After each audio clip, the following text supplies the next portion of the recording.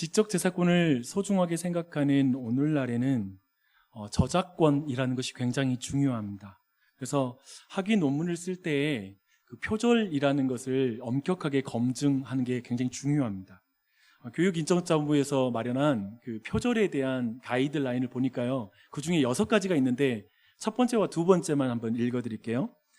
첫 번째가 6단어 이상의 연쇄 표현이 일치하는 경우, 이걸 표절이라고 말합니다.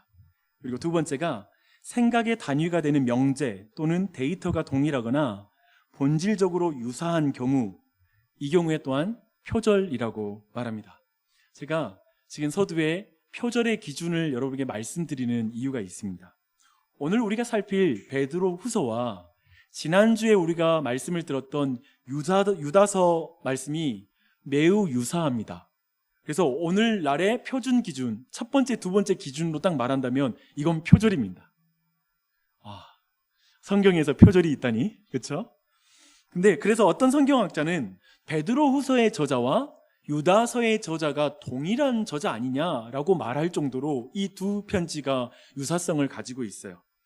왜 그런지 한번 살펴볼까요? 간단히 살펴볼게요. 베드로후서 2장 한번 펴보십시오. 1절입니다. 함께 말씀 읽을게요. 시작. 그러나 백성 가운데 또한 거짓 선지자들이 일어났었나니 이와 같이 너희 중에도 거짓 선생들이 있으리라. 그들은 멸망하게 할 이단을 가만히 끌어들여 자기들을 사신 주를 부인하고 임박한 멸망을 스스로 취하는 자들이라. 지난주에 들었던 말씀 기억하십니까? 뭐가 유사한지 아시겠어요? 모두 기억하면 좋겠지만 우리는 그날 주일 말씀 드리면 돌아가면서 잊어먹기도 하니까. 네. 근데 한번 좀 보면 여러분이 기억하실 거예요. 유다서에서는 교회 안에 들어온 거짓 선생들을 뭐라고 표현했냐면요, 가만히 들어온 사람이라고 표현했잖아요. 그런데 베드로 후서에서는 교회가 그들을 가만히 끌어들였다라고 이렇게 표현하고 있습니다. 주어만 좀 바뀌었죠, 그렇죠? 그리고 그들이 하는 일도 굉장히 비슷해요. 2장 2절 보면 교회가 거짓 선생들의 호색하는 것을 따라했다라고 이렇게 말하고 있습니다. 근데 유다서에서는 거짓 선생들이, 주어가 좀 달라요. 거짓 선생들이 하나님의 은혜를 도리어 방탕한 것으로 바꾸었다라고 이렇게 말씀하고 있습니다. 매우 유사하죠. 이게 표절하는 방법입니다.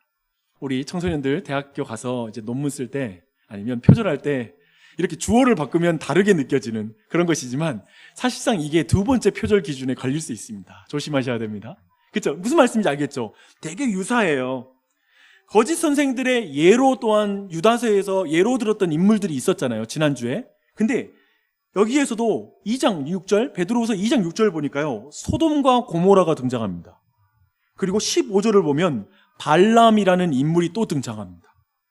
그러니까 모두 유다서에서 나왔던 그 지명과 이름이었습니다. 굉장히 유사하죠. 그리고 편지의 주제와 목적도 굉장히 유사합니다. 예수님의 재림을 믿는 믿음으로 너희들은 지금 경건한 삶을 살아야 한다라는 것이 이 편지의 중요한 주제입니다. 왜냐하면 지금 이 교회들이 가지고 있는 문제가 있어요. 뭐냐면 재림에 대한 오해를 가지고 사람들이 방탕하게 사는 거예요.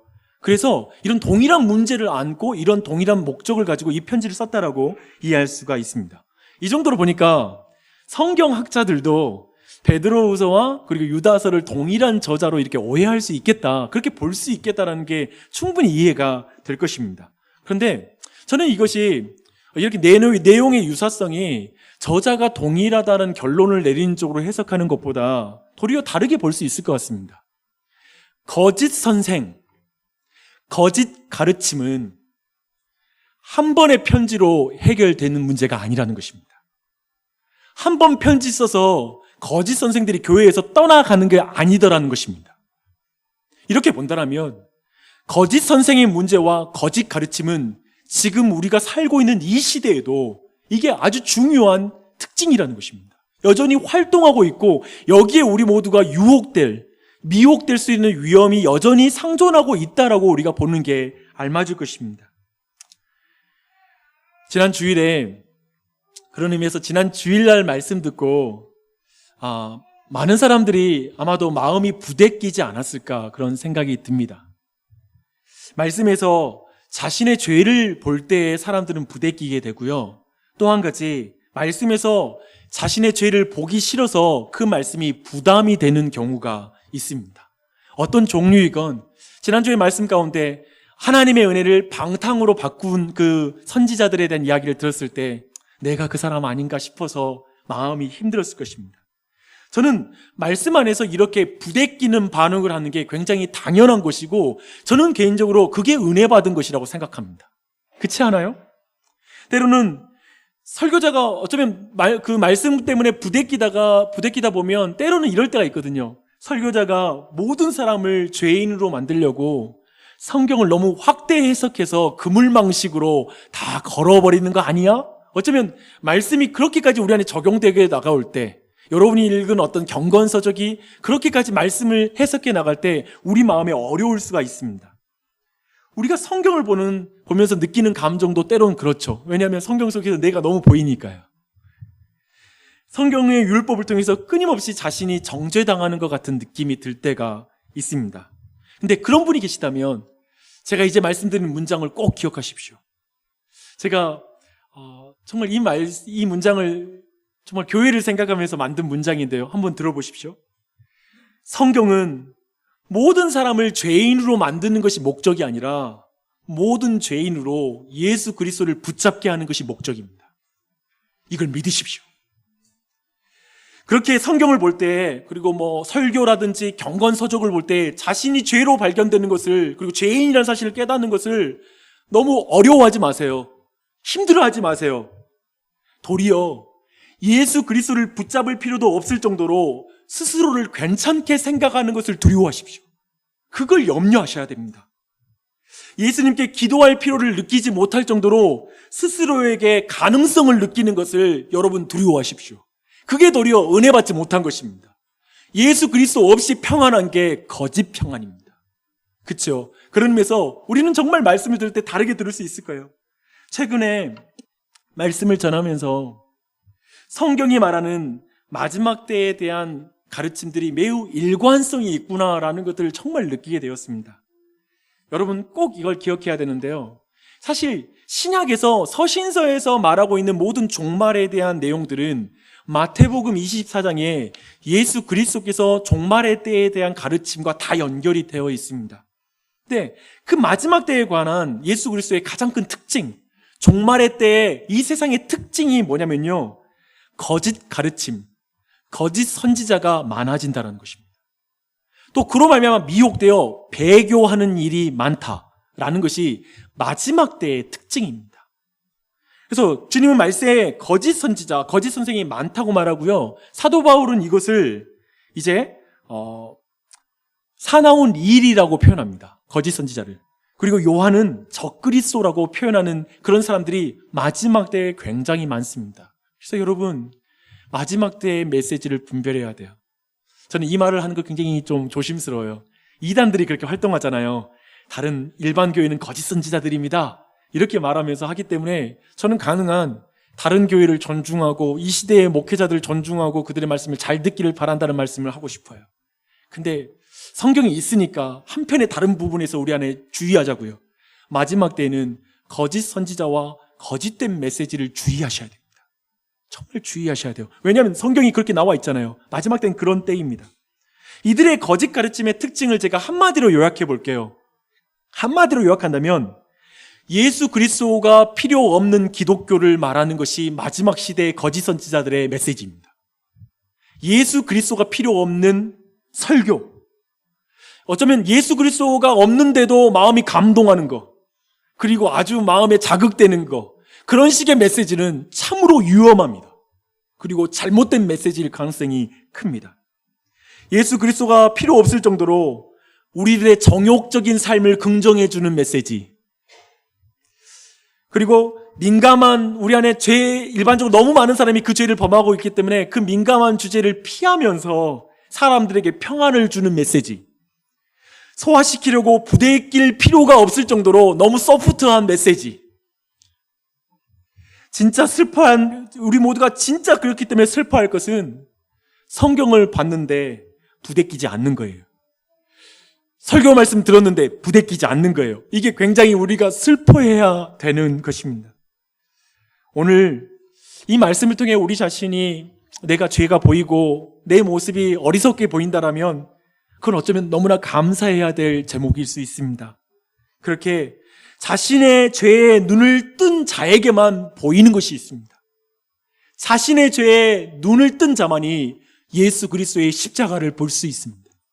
우리 주님은 말씀하셨습니다. 병든 자에게나 의원이 있을 때가 있다. 즉 죄인들이 예수 그리스도를 만날 수 있다라고 말하고 있죠.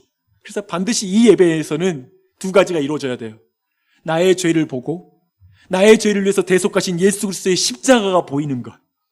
그런 은혜가 있기를 바랍니다. 그게 바로 우리가 깨어나는 것입니다. 다시 일어서는 그 십자가에 눈 뜨는 은혜가 우리 모두에게 있기를 바랍니다. 이제 3장 3절을 보면요, 베드로는 거짓 선생들을 말세에 조롱하는 자들이라고 이렇게 말하고 있습니다. 근데 이어서 그 말세에 조롱하는 자들의 생활 양식이 나오고 있습니다. 그건 뭐냐면 자기의 정욕을 따라 행하는 것이 바로 이들의 생활 양식이었습니다. 여러분, 베드로의 좀 강조점을 3절 눈으로 보면서 좀 보십시오.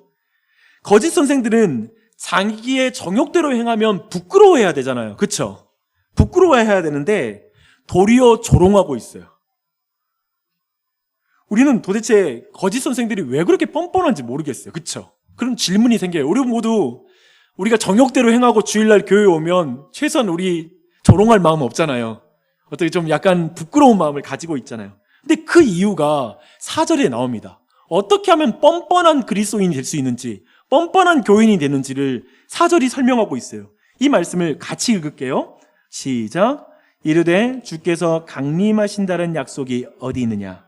조상들이 잔 후로부터 만물이 처음 창조될 때와 같이 그냥 있다하니. 자신의 정욕대로 살면서 도리어 말씀대로 살아가는 사람들을 조롱하는 거예요. 자신의 정욕대로 살면서 말씀대로 사는 사람들을 조롱해요. 그들은 예수님이 다시 오시겠다고 하신 하나님의 약속을, 그 재림의 약속을 빈정대는 사람들입니다. 왜 빈정될까요? 이게 중요해요. 왜 빈정될까? 만물이 처음 창조될 때와 같이 그냥 있기 때문에 그들이 빈정되는 것입니다. 이 말이 무슨 말일까요?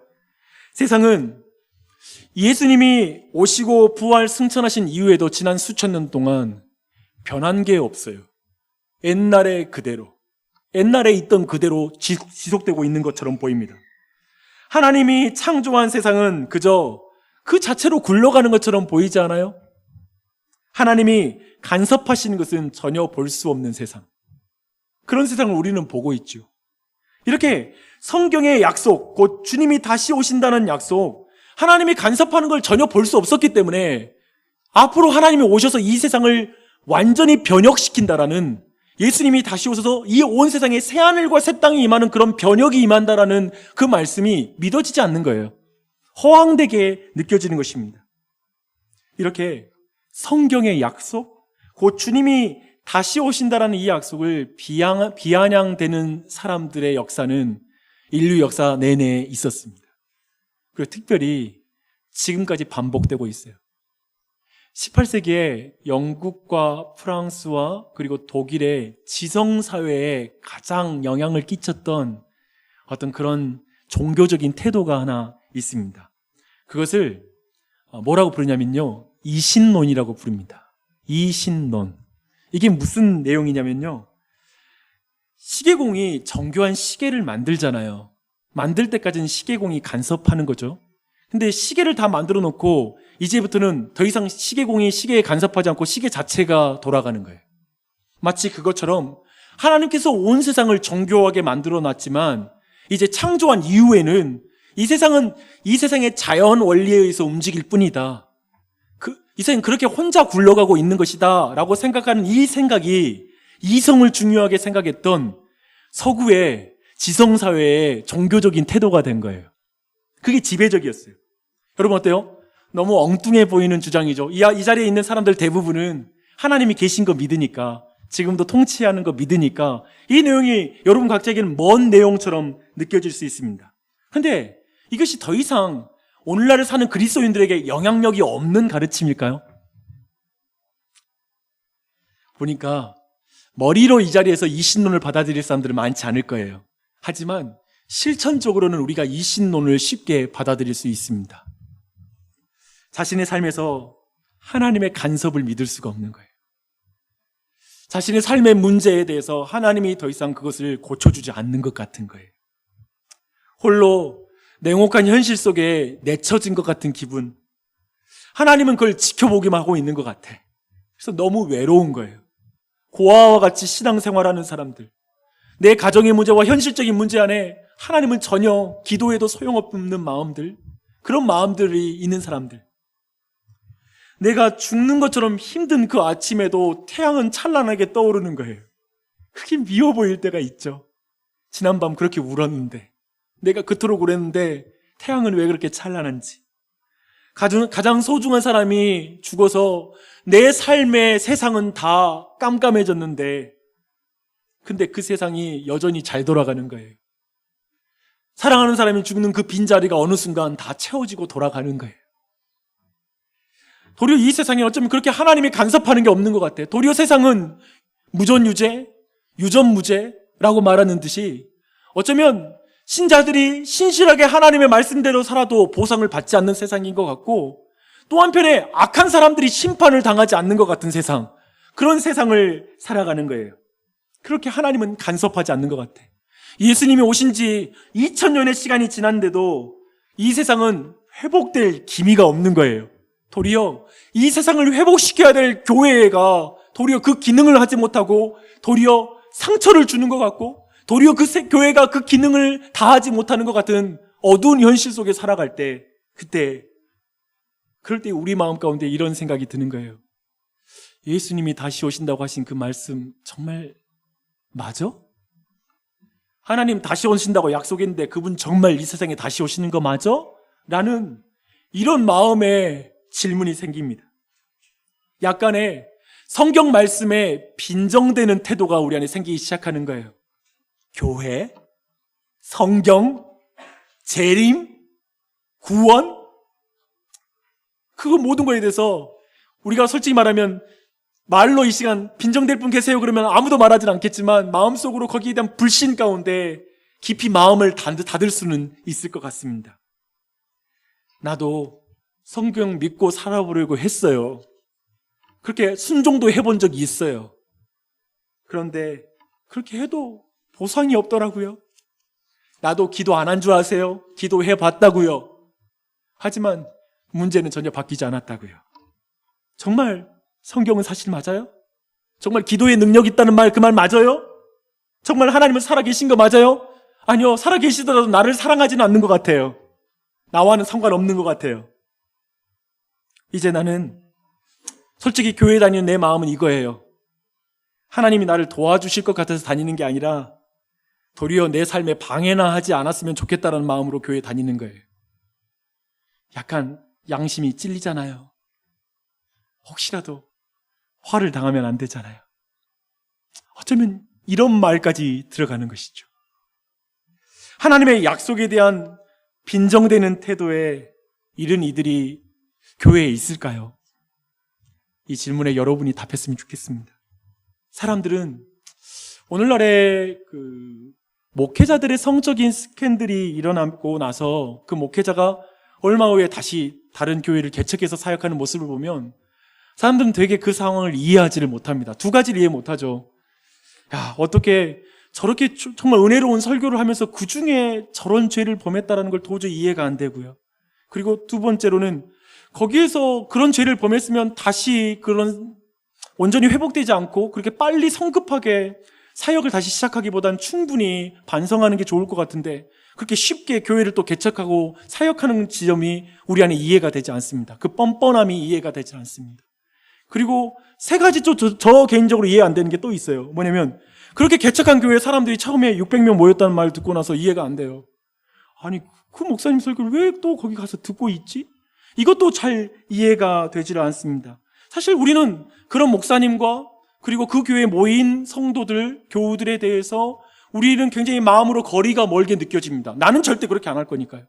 나는 절대 그런 교회에 속하지 않을 것이니까요. 우리 모두 거기에 대해서 거리감을 느끼고 있습니다. 그런데 베드로가 말하는 관점으로 보면 사실 그 상황이 우리와 가까워집니다. 뭐냐면 하나님의 약속에 대해 불신하는 태도가 비아냥거리는 태도, 말씀을 비아냥거리는 태도로 낳고요.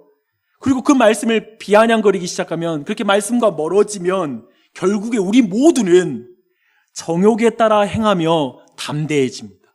이게 낳고의 관계라는 것입니다. 얼핏 그 범죄를 보면 내게 멀리 느껴지만 사실 그 시작점을 보면 나와 가까이 있다고요. 하나님의 말씀을 비아냥거리는 거예요. 하나님 말씀대로 이 세상 굴러가나? 교회 다니면 교회는 말씀대로 가지만 이 세상은 세상의 방법대로 가면 되지? 아유, 목사님은 교회이니까 그렇게 말씀하시고요. 세상 속에 사는 나의 삶은 달라요. 그러니까 그 말씀대로 살다는 거 너무 그렇게 말씀 강조하지 마세요. 현실을 모르는 말씀 하지 마세요. 우리도 그걸 구분하죠. 사실 이게 어쩌면 우리가 말씀을 약화시키고 말씀에 대해서 비아냥거리는 태도가 아닐까요? 어쩌면 이렇게 보면 지금 이 문제는 굉장히 우리와 가까운 문제라는 거예요. 그 모습이 죄의 현상과 모습과 양상이 다를 뿐이지 그 뿌리는 공유하고 있는 것이죠. 우리는 그렇게 담대해집니다. 왜 이렇게 고백할까요? 베드로는 모든 것은 아니더라도 한 가지 이유를 분명히 말합니다. 주께서 강림하신 약속을 믿지 못하기 때문에 그렇습니다. 마지막 날에 이 온 세상에 심판이 임하는 것, 주님이 오실 날이 온다라는 그 약속을 믿지 못하면 우리는 지금의 현실에 푹 빠져 살게 되어 있습니다. 이건 흙과 백의 문제입니다. 저울의 문제라서 한쪽이 기울이면 다른 쪽이 가벼워지는 것입니다. 이런 문제예요, 이 문제는. 둘 다를 가질 수가 없습니다. 그렇다면 우리 모두 자유롭지가 못하죠. 장래에 있을 약속을 믿지 못하고 지금 정욕대로 사는 사람들에게 이제 베드로는 5절부터 7절의 말씀을 하고 있습니다. 같이 제가 그 말씀을 좀 풀어서 말씀드릴게요. 하나님이 이 세상을 간섭하지 않기에 주님의 약속은 믿을 게 못 된다라고 말씀하십니까? 아닙니다. 하나님은 말씀으로 하늘과 땅을 창조하셨습니다. 여러분, 그걸 망각하지 마십시오. 태초에 성령님이 수면 위를 운행하셨고 하나님은 말씀으로 그 물에서 물을 내시고 온 세상을 창조하셨습니다. 또한 노아의 홍수를 기억해 보십시오. 그때도 하나님은 말씀으로 미리 약속하시고 그리고 말씀대로 물로 온 세상을 심판하셨습니다 라고 말합니다. 베드로가 여기서 지금 강조하고 있는 것은 이것입니다. 하나님이 세상을 간섭하지 않으신 게 아니라 하나님은 말씀으로 세상에 간섭하셨고 말씀으로 간섭하셔서 세상을 물로 심판하셨다라고 말씀하고 있습니다. 그래서 강조된 단어는 말씀대로예요. 그래서 오늘 말씀 보면 동일한 말씀으로 이제 너희를 심판한다는 말씀을 하죠. 7절 말씀이에요. 함께 읽을게요. 이제 하늘과 땅은 그 동일한 말씀으로 불사르기 위하여 보호하신 바 되어. 여기까지 보십시오. 그 동일한 말씀으로. 그러니까 지금 말씀이 더디 이루어짐으로 말미암아 사람들 안에 불신이 생기고 말씀을 빈정대는 태도가 생기고 있는데 지금 성경은 그걸 바로잡는 거예요. 아니야. 그 동일한 말씀대로 창조했고 지금도 유지하고 있고 마지막에 심판하러 오실 거야. 불로 심판하는 약속은 말씀으로 세상이 창조된 것처럼 이루어질 것이고 말씀대로 세상이 물로 심판받은 것처럼 그대로 이루어지는 말씀이야 라는 걸 지금 강조해서 말하는 것입니다. 베드로는 말합니다. 과거를 봐라. 미래에 대한 약속을 믿지 못하는 자들아, 과거를 봐라. 하나님의 말씀대로 창조되고 말씀대로 물로 이 세상이 심판받았다. 그리고 이제 미래에는 말씀대로 하늘과 땅이 불에 풀어질 것이다. 심판받을 것이다. 하나님은 약속대로 말씀대로 세상을 통치하고 말씀대로 오시는 분이시다. 이걸 믿으라. 이걸 말씀하시는 것이죠. 여러분, 아멘 하셔야 돼요. 제가 배운 건 그거예요. 성경의 말씀 보면 사도 바울의 성경의 그 신약의 서신서에 보면 말씀을 들을 때 믿음으로 합하여야 말씀의 역사가 나타난다고 말합니다. 저는 여러분이 이 말씀 앞에 믿음의 역사가 있길 바랍니다. 이 말씀을 들을 때 여러분의 믿음이 생기는 은혜가 있기를 바랍니다. 성경은 일관성 있게 분명한 진리를 말합니다. 신은 말씀으로 세상을 창조했고 말씀대로 통치하고 말씀대로 세상을 심판하시는 분이시다. 그러니 그 약속을 믿으라. 아멘. 아멘. 이 말씀을 들을 때 우리 안에 힘이 생기는 것이죠. 이 약속을 믿을 때 우리 안에 갑자기 능력이 임하는 것이죠. 그렇죠? 그리고 사도는 하나님의 약속을 의심하는 사람들의 구체적인 질문 한 가지를 분명히 짚고 넘어가요.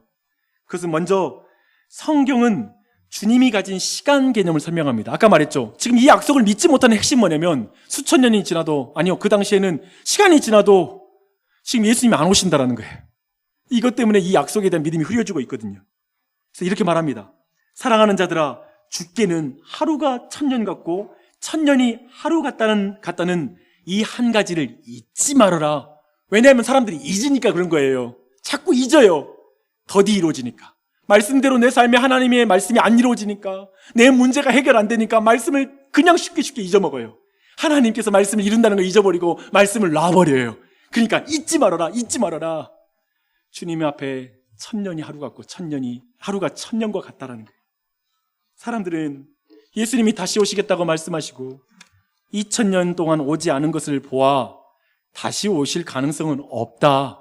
그 성경 말씀은 다른 식으로 해석해야 될 본문이다라고 오늘날 많은 사람들이 그렇게 해석합니다. 사랑하는 여러분, 주님 앞에 2만 년도 짧은 시간입니다. 문제는 우리에게는 그 시간이 너무 더디게 느껴지는 거예요. 이 현실 속에서 고단한 신앙의 삶에서 예수님이 더디 오는 것 같고 성경의 그런 말씀은 다 거짓말인 것 같아요. 사람은 간절히 기다리는 것은 늦어지면 10분만 늦어져도 힘든 법이에요. 10일처럼 느껴지잖아요. 하루만 늦어져도 한 달이 가는 것 같아요. 간절히 고대하는 것은. 그런 의미에서 어쩌면 주님의 재림을 기다리는 것은 믿는 사람이 할 수 있는 거예요. 그런데 그런 사람들일수록 시험에 빠질 가능성도 커요. 하나님 믿으니까 왜 내 삶에 안 오시지라는 생각으로 시험 드는 것은 믿는 사람만 당하는 시험이에요. 안 믿는 사람은 그런 시험이 없어요. 왜 현실, 기도했는데 왜 응답 안 해주시지? 이것도 안 믿는 사람이 갖는 고민이 아니에요. 우리 모두가 갖는 고민이죠. 주님이 지금 오셔야 되는데. 그런 고민을 믿는 자들이 해요. 근데 그것을 치료하는 말씀을 베드로를 통해서 하고 계십니다. 9절 말씀이에요. 이런 말씀이죠. 주님의 약속이 더디 이루어지는 것은 너희에게 관심이 없는 것이 아니라, 하나님이 너희에게 관심 없다는 말이 아니라 주님에게 능력이 없기 때문이 아니란다. 주님의 약속이 더디 이루어지는 것은 사람에게 하나님이 깊은 관심을 가지고 있기 때문이다. 곧 그들이 멸망하기 전에 회개하여 구원을 받게 하기 위하여 내가 더디 오는 것이다 라고 말씀하고 있는 것이죠. 완전히 뒤집어요. 많은 사람들은 이거예요. 왜 하나님의 약속을 못 믿냐면 한 가지예요. 주님의 약속이 더디 이루어지니까. 이 때문에 못 믿는 거예요. 우리는 더디 이루어지는 것을 못 믿을 이유라고 말하지요. 근데 하나님은 다르게 해석하는 거예요. 더디 이루어지는 것은 너희에게 관심이 없는 게 아니라 나는 너희 하나하나가 구원받고 회개하여 구원받는 것에 관심 갖기 때문에 너희들이 회개하는 것을 기다리고 참고 인내하고 있는 것이란다. 그래서 완전히 이 해석을 하나님이 사랑이시기 때문에 지금 이토록 더디 오신다라고 완전히 뒤집어서 해석을 하고 있습니다. 사랑하는 여러분, 이게 우리 여러분 각자의 삶의 답이 되십니까? 어쩌면 내 삶이 더디 회복되고 있고, 어쩌면 하나님이 빨리 오셔서 내 삶을 고쳐줘야 하는데 왜 이렇게 안 오시나? 어쩌면 하나님 분명히 우리가 알 수 없지만 분명히 그 회개의 일들을 이루시고 더 많은 사람을 구원하시는 일 가운데 그 모든 것이 있을 것입니다. 아멘이십니까? 아멘, 아멘. 주 안에 사랑하는 여러분, 장래에 있는 일에 대한 예수님의 이 약속들, 이것을 믿으면 이제 두 번째 질문이 나옵니다. 어떻게 살아야 할 것인가? 라는 것이죠. 어떻게 살아야 할 것인가? 그래서 11절부터 나눈 내용이 어떻게 살아야 될 것인가, 무엇을 살아야 할 것인가에 대한 질문에 대한 답입니다. 11절에서 베드로는 이렇게 말합니다. 이제 주님이 도적같이 이 세상에 재림하는 약속을 믿으십니까? 그렇다면 어떤 사람이 돼야 하는지가 중요합니다. 어떤 사람이 돼야 하는지가 중요합니다. 거룩한 행실을 행하는 경건한 사람이 되십시오 라고 이렇게 말씀하고 있습니다. 말씀하신 대로 온 만물을 창조하고 심판하시는 예수님이 다시 오시는 것을 믿는 자는 거룩한 행실로 경건함으로 거룩한 행실을 행하는 것에 관심을 갖습니다. 이것이 종말의 삶입니다. 장래에 온 세상에 있을 일에 대한 하나님의 약속을 믿는 사람은 현재 경건한 사람으로서 경건한 일을 행하는 것에 초점을 맞춥니다. 이게 참된 경건입니다. 성경은 재림의 시간에 관심 두지 않아요. 언제 예수님이 오실까? 여기에 관심 끄라고 말하고 있어요. 도리어 하나님의 약속을 믿는 경건한 사람이 되라 라고 이렇게 지금 말하는 것이죠. 지금 관심이 다르죠?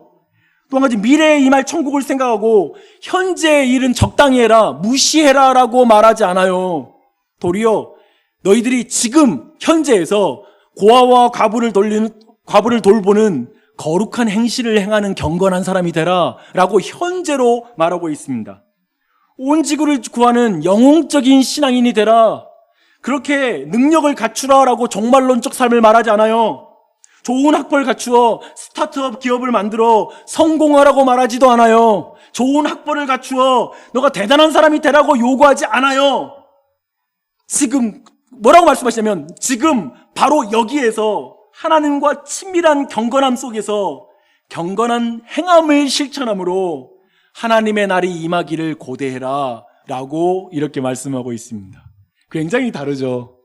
우리의 신앙의 관심과 목적이 완전히 바뀌는 것이죠. 그렇죠? 바꿔줘요. 여러분, 우리는 지금 종말론적 삶, 예수님이 재림하시는 그날을 예비하는 성경의 중요한 가르침을 지금 살피고 있는 중입니다.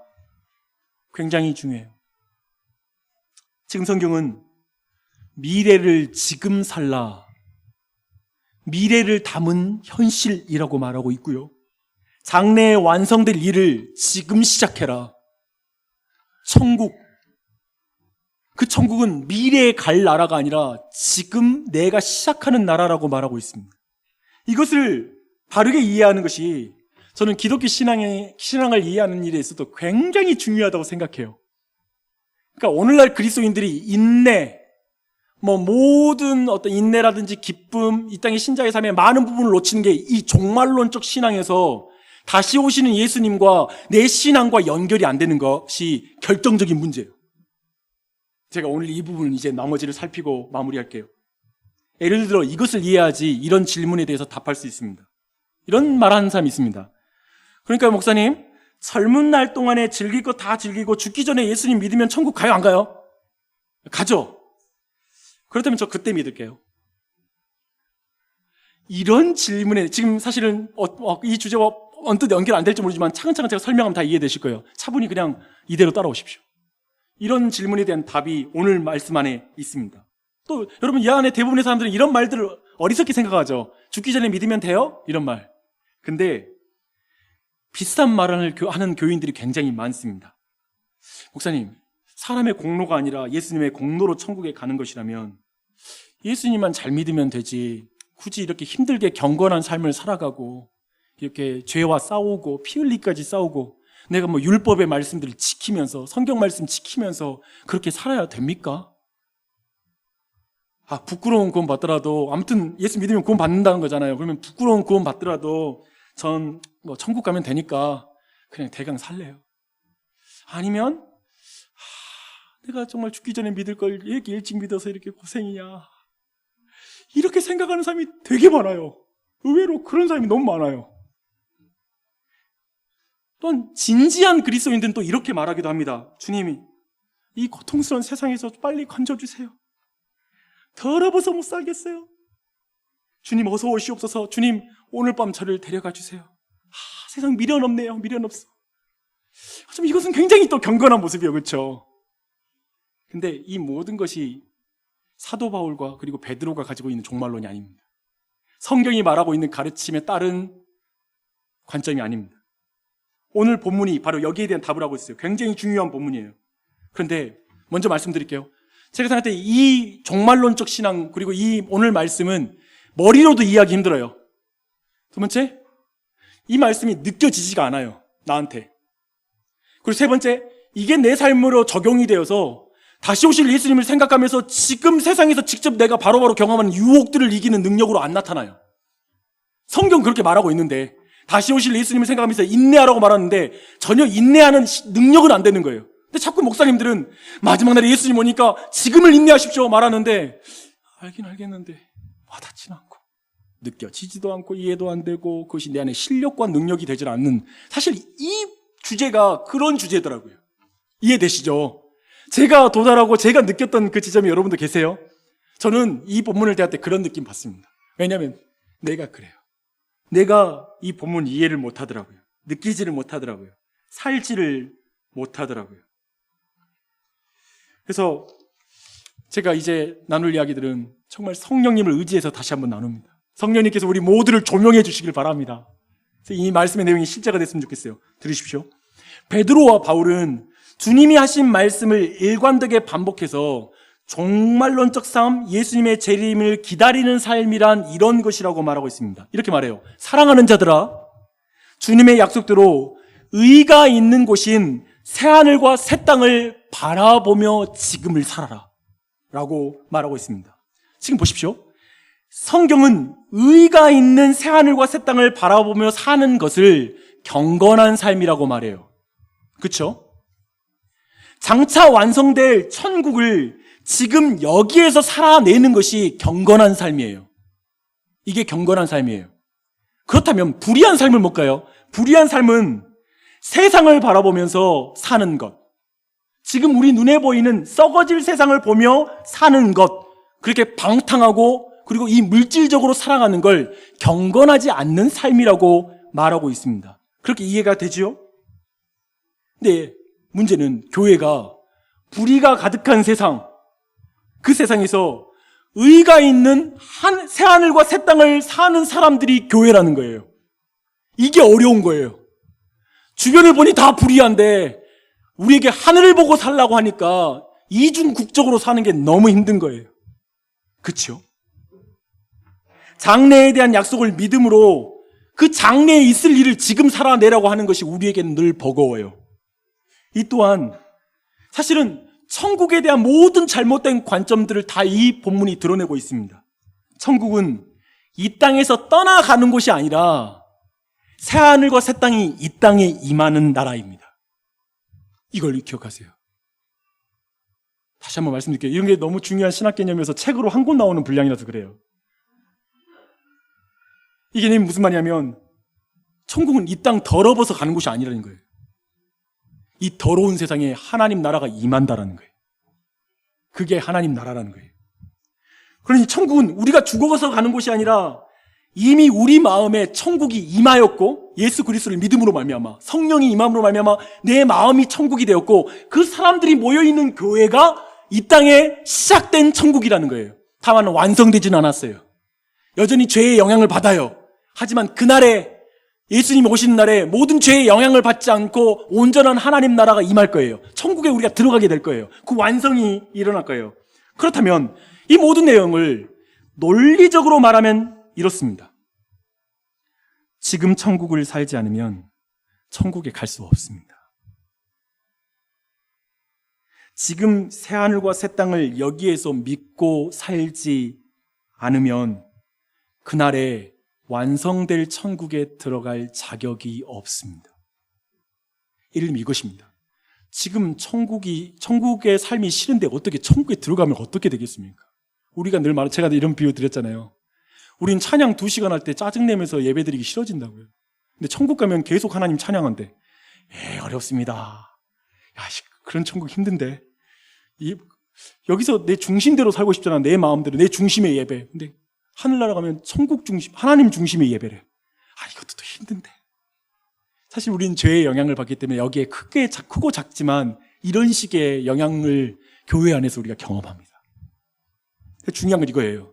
이 땅에서 천국을 사는 걸 싫어하는 사람이 어떻게 천국에 들어가겠습니까? 그래서 우리가 이런 말 하잖아요. 살아있을 때 주님을 믿지 못하면 죽어서 천국에 들어가지 못한다. 근데 이 말에 대해서 많은 사람들은 반론하죠. 아니, 죽어서도 천국 갈 수 있는 걸 선택할 수 있게 해주시면 안 되나요? 왜 살았을 때 결정하죠? 그 말이 이 말입니다. 살았을 때 천국 들어가기 싫은데 죽어서도 갈 일이 없다는 거예요. 사람들은 그날에 내가 천국 갈 것을 어떻게 알 수 있죠? 이걸 두려운 마음으로 목사에게 질문합니다. 근데 성경은 이렇게 대답합니다. 지금 이곳에서 확인할 수 있습니다.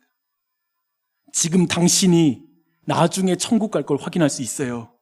이 불의한 세상에서 의로운 새하늘과 새 땅이 예수 그리스도 안에서 내게 임한다라는 걸 믿는 것으로 당신은 천국 백성이 됩니다. 그 약속을 믿고 지금 경건함으로 거룩한 행실을 살고 있습니까? 그것에 대한 것을 제대로 살지는 못하지만 몸부림치고 있는 마음, 소원하는 마음을 당신이 진짜 가지고 있다면 당신은 나중에 천국에 들어갈 것입니다. 어쩌면 여기까지 말할 수 있을 것 같습니다. 성경은 현재의 미래가 담겨 있다고 말하는 것이죠. 그러니 성경은 왜곡된 세상으로부터 스스로 거리를 둬라. 그럼 방탕한 삶이다. 대신 온전한 세상을 바라보며 이 불완전한 세상을 살아가라. 그게 바로 경건한 삶이다. 그게 종말론적 삶이고 예수님이 오시는 길을 예비하는 삶이다 라고 말하고 있습니다. 의가 있는 곳과 가까워져라. 불의한 세상과는 멀어져라 라는 것이 지금 종말론에 대한 성경의 가르침인 것입니다.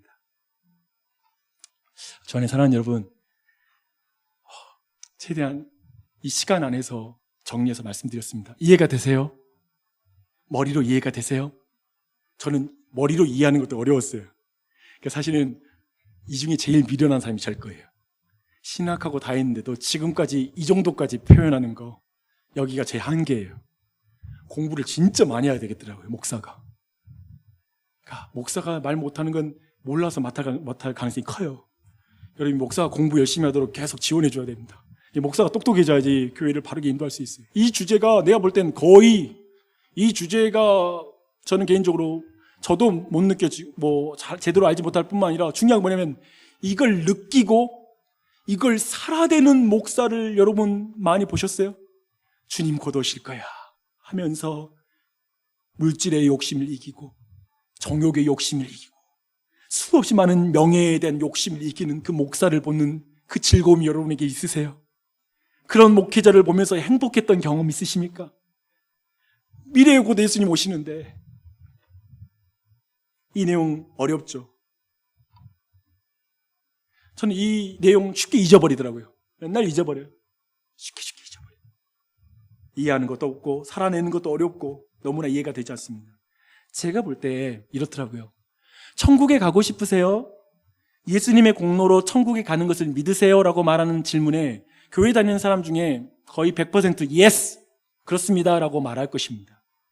그런데 이 질문하면 좀 힘들어져요. 그렇다면 오늘 저녁에 천국 가도 좋겠네요. 이 말은 또 쉽지 않습니다.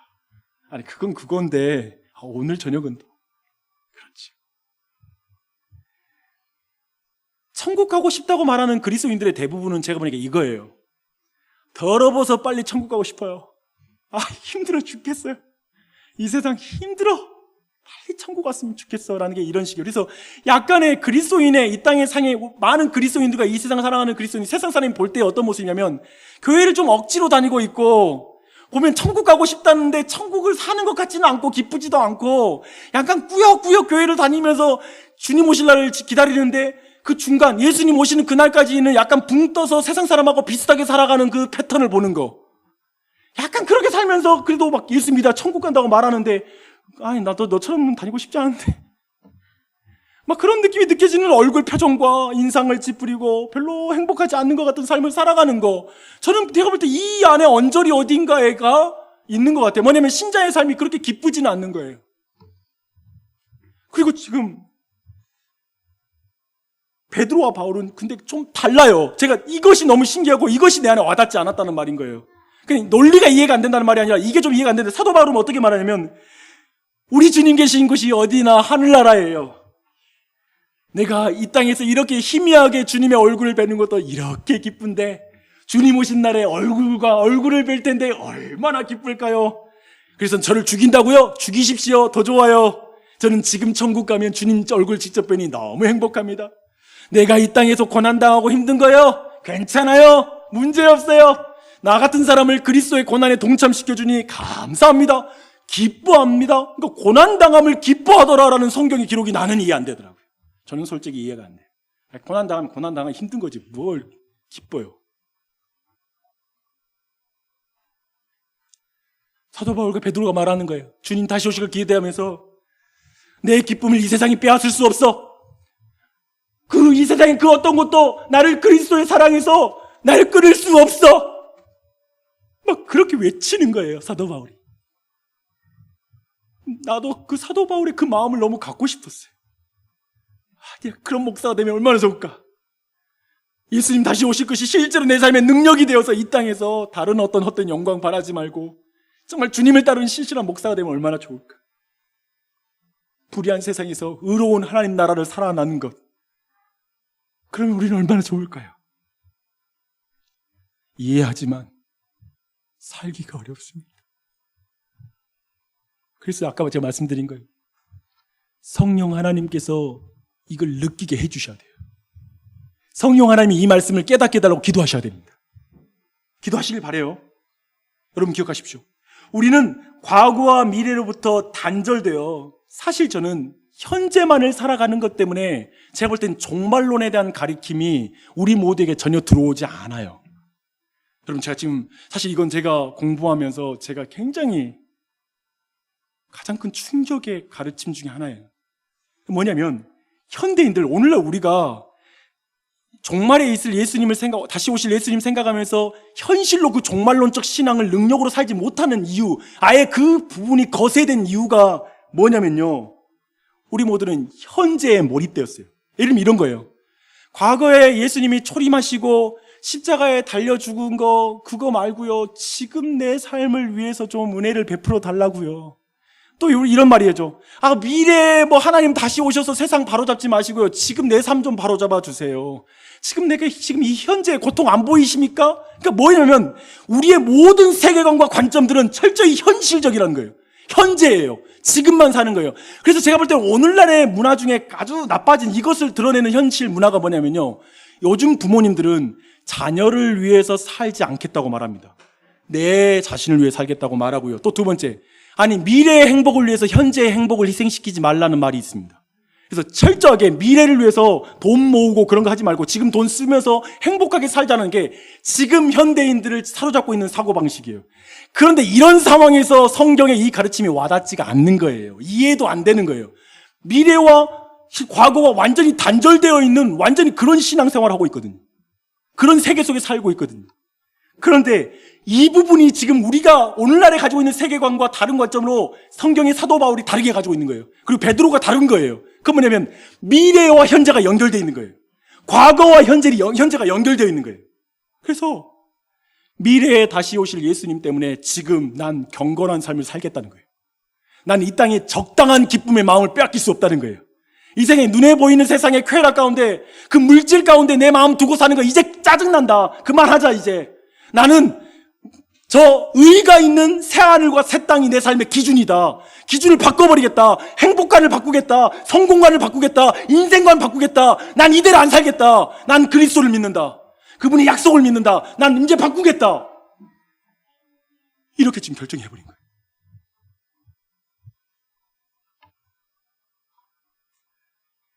과거 예수 그리스도의 은혜가 연결된 현재, 미래와 연결된 현재. 사실 불신자나 신자나 성경은 다 현재가 중요해요. 근데 과거와 미래와 단절된 현재를 살 거냐, 그래서 철저히 보이는 세상을 보면서 불경건하게 살 것이냐, 아니면 과거와 미래와 연결된 현재를 살아 새하늘과 새 땅을 바라보며 그 미래를 기준으로 현재를 살 것이냐, 이 두 가지 삶이 우리 앞에 놓여 있는 것이죠. 그래서 저는 여러분 모두가 두 번째 삶, 베드로와 바울, 그들이 가졌던 우주관, 역사관, 시대관, 시간관, 그리고 모든 인생관, 목적, 그 모든 것들을 여러분이 다 배우며 그걸 인정하며 그 예수 그리스도 안에서 주님 오실 날을 예비하는 우리 모두가 되기를 바랍니다.